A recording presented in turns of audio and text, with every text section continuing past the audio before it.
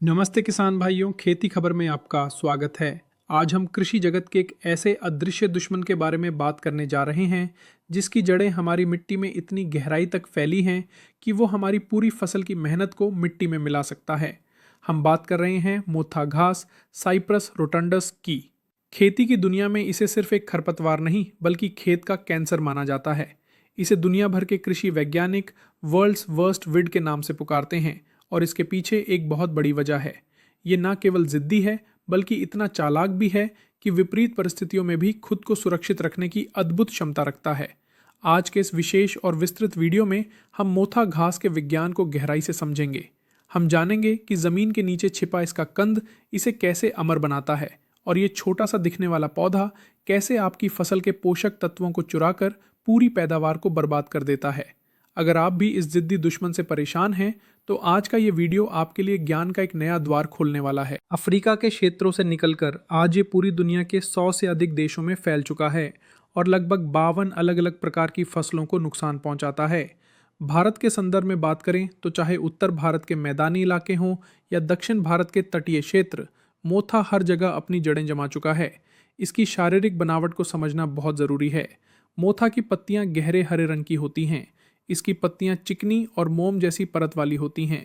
यही वो परत है जो साधारण खरपतवार नाशक दवाओं को पत्तियों के अंदर जाने से रोकती है। लेकिन मोथा की असली ताकत जमीन के ऊपर नहीं बल्कि जमीन के नीचे छिपी होती है। जब आप मोथा के एक पौधे को उखाड़ते हैं तो आपको सफ़ेद रंग की जड़ें दिखती हैं जिन्हें प्रकंद राइजोम कहते हैं। इन जड़ों के बीच बीच में काली, सख्त और अंडाकार गांठें होती हैं जिन्हें कंद ट्यूबर कहा जाता है। इन गांठों का विज्ञान बड़ा ही अद्भुत है। एक मोथा के पौधे के नीचे गांठों की एक पूरी श्रृंखला या जंजीर होती है। ये गांठें जमीन के अंदर केवल कुछ इंच नहीं बल्कि 2 से 3 फुट की गहराई तक पाई जा सकती हैं। हर गांठ के अंदर भारी मात्रा में भोजन जमा रहता है। यही कारण है कि यदि आप ऊपर से घास काट दें या कोई दवा छिड़कें जो केवल ऊपरी पत्तियों को जला दें तो नीचे बैठी गांठें तुरंत नया अंकुर निकाल देती हैं। एक शोध के अनुसार एक ही मोथा की गांठ से 1 साल के भीतर मिट्टी के अंदर हजारों नए कंद बन सकते हैं। ये एक अदृश्य जाल की तरह पूरे खेत को नीचे ही नीचे जकड़ लेता है। अब बात करते हैं कि मोथा हमारे खेतों में आता कैसे है और क्यों फैलता है। इसके फैलने के मुख्य रूप से 4 कारण हैं। पहला कारण है सिंचाई का पानी। नहरों और नालों के जरिए मोथा की गांठें बहकर एक खेत से दूसरे खेत में पहुंच जाती हैं। दूसरा कारण है आधुनिक मशीनरी। जब हम रोटावेटर या कल्टीवेटर का उपयोग करते हैं तो ये मशीनें मोथा की गांठों को काटकर छोटे टुकड़ों में बांट देती हैं और पूरे खेत में फैला देती हैं। हर कटा हुआ टुकड़ा एक नया पौधा बनाने की क्षमता रखता है। तीसरा कारण है अधपकी गोबर की खाद।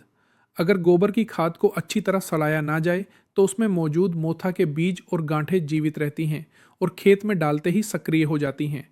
चौथा कारण है मिट्टी का प्रकार।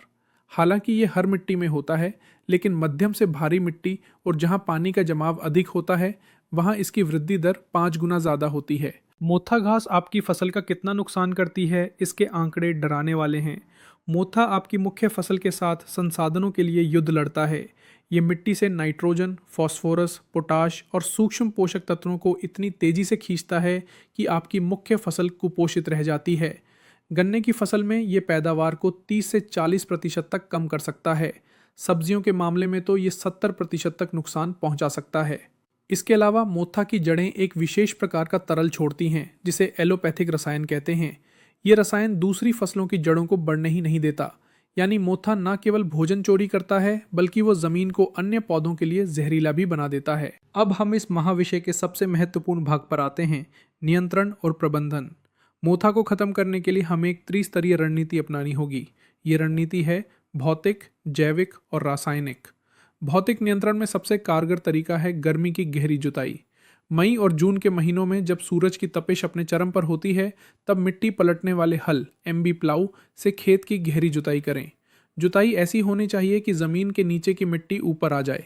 मोथा की गांठें जब सीधी धूप के संपर्क में आती हैं तो उनका तापमान 50 डिग्री सेल्सियस से ऊपर चला जाता है और उनके अंदर का भ्रूण नष्ट हो जाता है। ध्यान रहे, जुताई के बाद कम से कम 20 दिनों तक खेत में पानी ना लगाएं। ये मोथा की कमर तोड़ने का सबसे प्राकृतिक तरीका है। जैविक नियंत्रण की बात करें तो फसल चक्र का बहुत महत्व है। अगर आपके खेत में मोथा की समस्या बहुत ज़्यादा है तो ऐसी फसलें लें जो बहुत तेज़ी से बढ़ती हैं और ज़मीन को पूरी तरह ढक लेती हैं। उदाहरण के तौर पर लोबिया, ढेंचा या सनई। ये फसलें मोथा के ऊपर एक छतरी बना लेती हैं, जिससे मोथा को प्रकाश संश्लेषण के लिए धूप नहीं मिलती और वो धीरे धीरे दम तोड़ने लगता है। अब आते हैं रासायनिक नियंत्रण पर, जो आज के समय में सबसे प्रभावी माना जाता है। लेकिन यहाँ किसान अक्सर गलती करते हैं।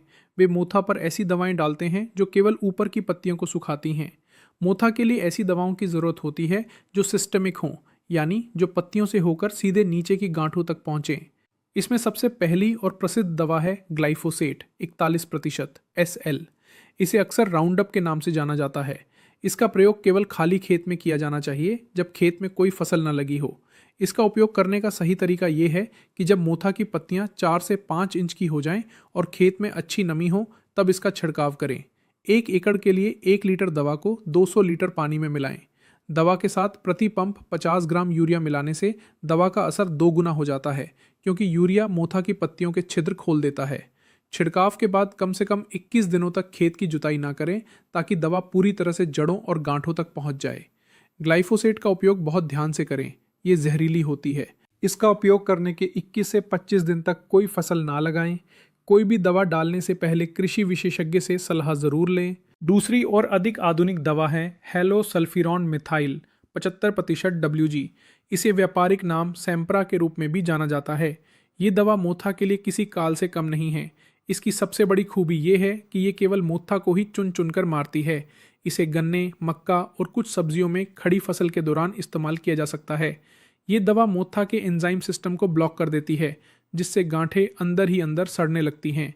इसे इस्तेमाल करने का सही समय वो है जब मोथा की 2 से 4 पत्तियां निकली हों। प्रति एकड़ 36 ग्राम की मात्रा पर्याप्त होती है। तीसरी दवा है इमजेथापायर 10% SL। इसका उपयोग मुख्य रूप से सोयाबीन, मूंगफली और दलहनी फसलों में किया जाता है। ये मोथा के साथ साथ अन्य चौड़ी पत्ती वाले खरपतवारों को भी नियंत्रित करती है। लेकिन याद रखें, किसी भी रसायन का उपयोग करते समय सुरक्षा सबसे पहले है। स्प्रे करते समय हमेशा हाथों में दस्ताने और चेहरे पर मास्क पहनें। हवा की विपरीत दिशा में स्प्रे ना करें। अब बात करते हैं कुछ विशेष फसलों में मोथा प्रबंधन की। धान के खेत में मोथा के लिए बिस्पायरबक सोडियम एक प्रभावी दवा है, लेकिन ये केवल शुरुआती अवस्था में काम करती है। यदि मोथा बड़ा हो गया है तो हाथ से निराई गुड़ाई ही सबसे उत्तम विकल्प है। बागवानी फसलों जैसे आम, अमरूद या नींबू के बगीचों में मोथा को नियंत्रित करने के लिए पेड़ों के चारों ओर मल्चिंग करना सबसे अच्छा है। अगर आप जैविक मल्चिंग जैसे सूखे पत्तों या पुआल का उपयोग करते हैं तो ये मिट्टी को उपजाऊ भी बनाएगा और मोथा को भी रोकेगा। मोथा नियंत्रण में सावधानियां भी उतनी ही ज़रूरी हैं जितनी दवाएं। पहली सावधानी ये है कि कभी भी कटे हुए मोथा को खेत की मेड़ पर ना फेंकें। इसकी गांठें सूखी दिखने पर भी जीवित रहती हैं और बारिश का पानी मिलते ही दोबारा उगाती हैं। इन्हें खेत से बाहर ले जाकर जला देना ही सबसे सुरक्षित है। दूसरी सावधानी ये है कि सिंचाई के लिए ड्रिप इरिगेशन यानी टपक सिंचाई का प्रयोग करें। ड्रिप इरिगेशन से पानी केवल मुख्य पौधे की जड़ को मिलता है, जिससे बीज की खाली जगह सूखी रहती है और वहां मोथा नहीं पनप पाता। एक महत्वपूर्ण शोध ये भी बताता है कि मिट्टी का pH मान अगर संतुलित रहे तो मोथा का प्रभाव कम होता है। अधिक अम्लीय या अधिक क्षारीय मिट्टी में मोथा तेजी से फैलता है। इसलिए हर 2 साल में अपने खेत की मिट्टी की जांच जरूर करवाएं और आवश्यकता अनुसार चूना या जिप्सम का प्रयोग करें। किसान भाइयों, मोथा से लड़ना एक मैराथन दौड़ की तरह है। ये 100 मीटर की रेस नहीं है। आपको लगातार प्रयास करने होंगे। यदि आप इस साल 80% मोथा खत्म कर देते हैं तो बचे हुए 20% अगले साल फिर से हमला करेंगे। इसीलिए नियंत्रण की प्रक्रिया को लगातार 3 वर्षों तक दोहराएं। जब खेत में गांठों का बैंक खत्म हो जाएगा, तभी आपका खेत पूर्ण रूप से मोथा मुक्त होगा। इस विस्तृत चर्चा का सार यही है कि जानकारी ही बचाव है।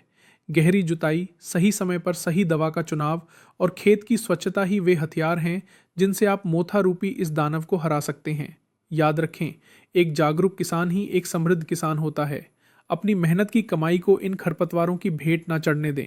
उम्मीद है कि मोथा घास पर यह संपूर्ण जानकारी आपके खेती के सफर में एक मील का पत्थर साबित होगी। अपनी फसल का ध्यान रखें, मिट्टी के स्वास्थ्य का ध्यान रखें और आधुनिक तकनीकों को अपनाते रहें। इसी के साथ आज की इस चर्चा को हम यहीं विराम देते हैं। जय हिंद, जय जवान, जय किसान।